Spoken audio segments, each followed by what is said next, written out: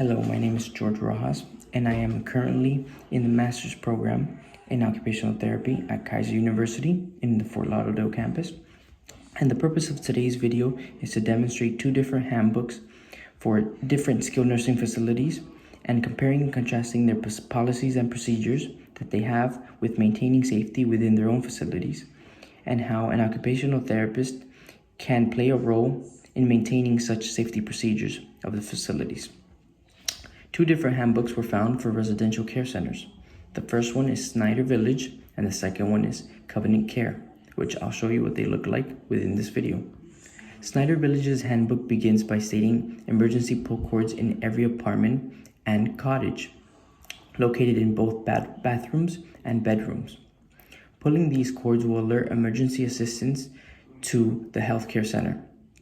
An attempt will be made to phone the resident, and if there is no response, a nursing staff members will go to the room and knock.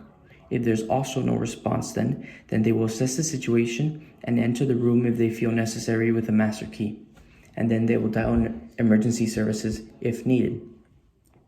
Staff members can only provide basic first aid emergency services if needed. Beyond that, they will need to obtain a specific certified license through a healthcare agency to be able to perform more than that. In the event of a serious emergency, staff will attempt to provide support by communicating to the friends and families of the staff provided by the sheet the resident filled out. Next, the Covenant Healthcare Handbook has a safety precaution section that states that each resident's bedside, bathroom, and shower is equipped with an emergency call light to alert nursing members. Fire equipment and alarms are tested regularly, and fire drills are performed monthly that include both residents and visitors that have to comply with this drill. Staff is also trained in cases of emergency.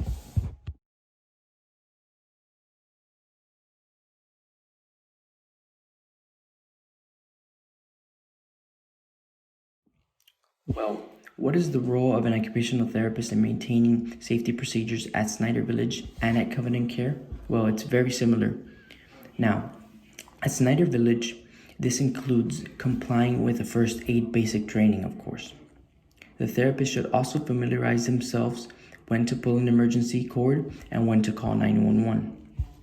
In their handbook, they specifically state the difference between the two.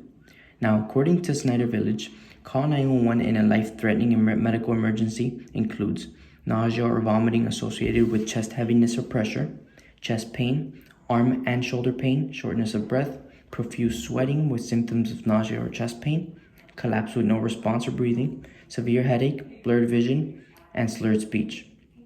Now, pulling emergency pull cords can include dizziness, weakness, fall with a laceration and bleeding, fall hitting head, unusual confusion or changes in orientation, high fever, unable to keep fluids down for 1 or 2 days, severe diarrhea, or chronic pain and vomiting. Now, also, the therapist should train residents to familiarize themselves with emergency strategies. At Covenant, the therapist's role is to also teach residents how to access these emergency procedures and to regularly test the fire drill procedures with a visitor and without a visitor.